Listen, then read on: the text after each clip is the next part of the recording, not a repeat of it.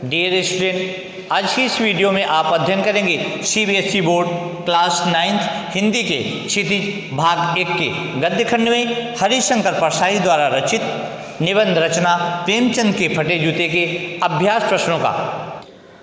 तो आइए अध्ययन प्रारंभ करते हैं प्रेमचंद के फटे जूते के अभ्यास प्रश्नों का। तो देखिए, इस पाठ में मैं आपको अभ्यास से संबंधित महत्वपूर्ण प्रश्नों का उत्तर तथा रचना और अभिव्यक्ति से संबंधित महत्वपूर्ण प्रश्नों पर भी हम चर्चा करेंगे।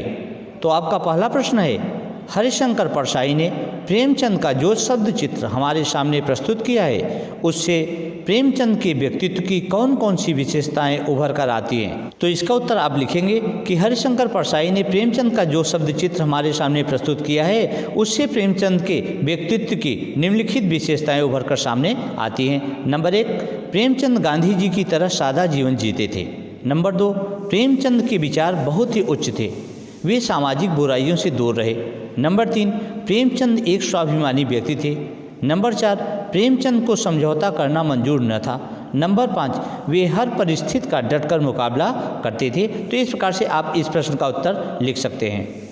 और आपका दूसरा प्रश्न है, सही कथन के सामने सही का निशान लगाइए।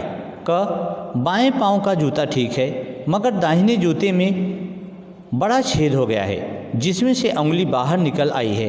ख, लोग तो इत्र चुपड़ कर फोटो खिंचाते हैं जिससे फोटो में खुशबू आ जाए। ग, तुम्हारी यह व्यंग मुस्कान मेरे हौसले बढ़ाती है। घ, जिसे तुम घृणित समझते हो उसकी तरफ अंगूठे से इशारा करते हो। तो यहाँ आप ध्यान रखिए, जो क है, बाएं पाँव का जूता ठीक है मगर दाहिने जूते में बड़ा छेद हो गया है जिसमें से उंगली बाहर निकल आई है, ये गलत है। ख है, लोग तो इत्र चुपड़ कर फोटो खिंचाते हैं जिससे फोटो में खुशबू आ जाए, ये आपका सही है। ग, तुम्हारी यह व्यंग मुस्कान मेरे हौसले बढ़ाती है, यह भी गलत है। बढ़ाती नहीं है बल्कि पस्त करती है, लेखक ने कहा था। घ है, जिसे तुम घृणित समझते हो उसकी तरफ अंगूठे से इशारा करते हो, नहीं, ये भी गलत है। तो आपका जो सही है वो ख सही है। और आपके अभ्यास का तीसरा प्रश्न है, नीचे दी गई पंक्तियों में निहित व्यंग को स्पष्ट कीजिए। क है, जूता हमेशा टोपी से कीमती रहा है, अब तो जूते की कीमत और बढ़ गई है और एक जूते पर 2500 टोपियाँ न्यौछावर होती हैं। तो इसका आशय आप लिखेंगे, यहाँ पर जूते का आशय समृद्धि से है तथा टोपी मान मर्यादा तथा इज्जत का प्रतीक है।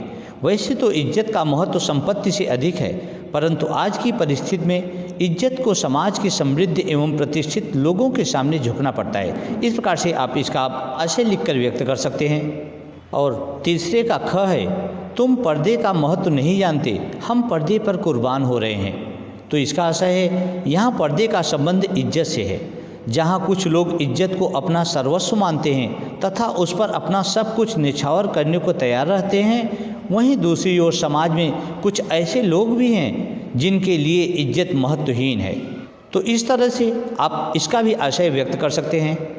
और तीसरे का ग है, जिसे तुम घृणित समझते हो उसकी तरफ हाथ की नहीं पाँव की उंगली से इशारा करते हो। तो इसका आशय है, प्रेमचंद गलत वस्तु या व्यक्ति को इस लायक नहीं समझते थे कि उनके लिए अपने हाथ का प्रयोग करके हाथ के महत्व को कम करें, बल्कि ऐसे गलत व्यक्ति या वस्तु को पैर से संबोधित करना ही उसके महत्व के अनुसार उचित है। तो इस तरीके से इसका भी आप भाव लिखकर व्यक्त कर सकते हैं।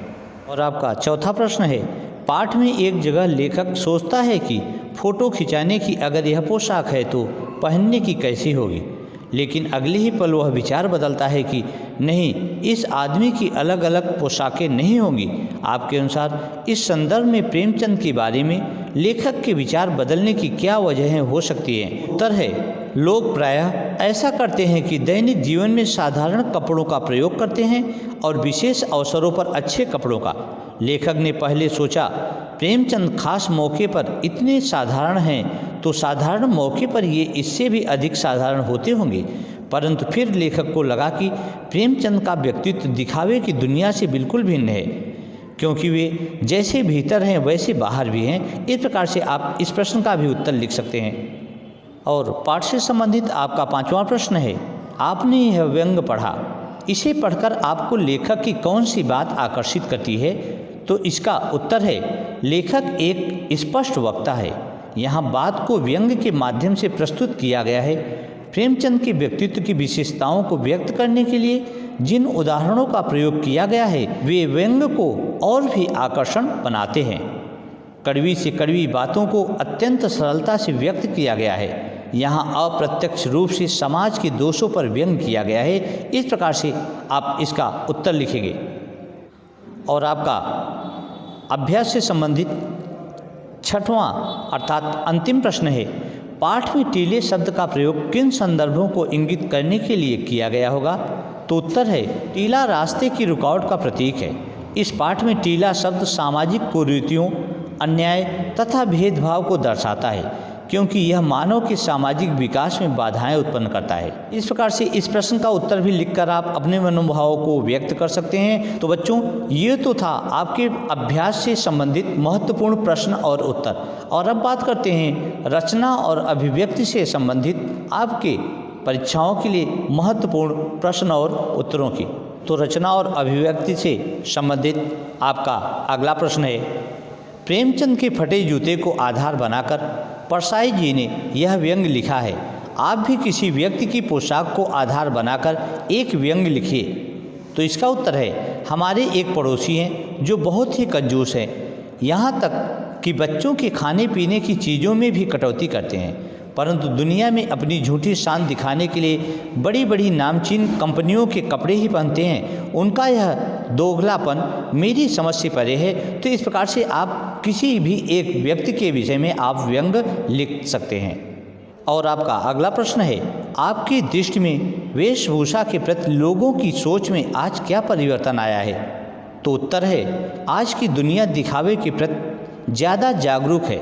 अगर समाज में अपनी शान बनाए रखनी है तो महंगे से महंगे कपड़े पहनना आवश्यक हो गया है। यहाँ तक कि व्यक्ति का मान सम्मान और चरित्र भी वेशभूषा पर अवलंबित हो गया है। आज सादा जीवन जीने वालों को पिछड़ा समझा जाने लगा है। तो इस तरीके से आप इसका भी उत्तर लिखकर व्यक्त कर सकते हैं। और अगला प्रश्न है, पाठ में आए मुहावरे छांटिए और उनका वाक्यों में प्रयोग कीजिए। पहला है उंगली का इशारा। तो इसका आप मुहावरों का वाक्य प्रयोग करेंगे। कुछ बताने की कोशिश, मैं तुम्हारी उंगली का इशारा खूब समझता हूँ। दूसरा है व्यंग मुस्कान। व्यंग मुस्कान का आशय होता है मजाक उड़ाना। तुम अपनी व्यंग भरी मुस्कान से मेरी तरफ मत देखो। तीसरा है बाजू से निकलना, अर्थात कठिनाइयों का सामना न करना। तो इसका वाक्य प्रयोग है, इस कठिन परिस्थिति में तुमने मेरा साथ छोड़कर बाजू से निकलना सही समझा, अर्थात बगल से निकलना। ठीक है। चौथा है रास्ते पर खड़ा होना, अर्थात आशय होता है इसका बाधा पड़ना। अब वाक्यों में आप प्रयोग करेंगे, तुम मेरी सफलता के रास्ते पर खड़े हो। तो इस प्रकार से इन मुहावरों का भी अर्थ लिखकर आप वाक्य प्रयोग कर सकते हो। और प्रेमचंद के फटे जूते पाठ से संबंधित आपका अंतिम प्रश्न है, प्रेमचंद के व्यक्तित्व को उभारने के लिए लेखक ने जिन विशेषणों का उपयोग किया है उनकी सूची बनाइए।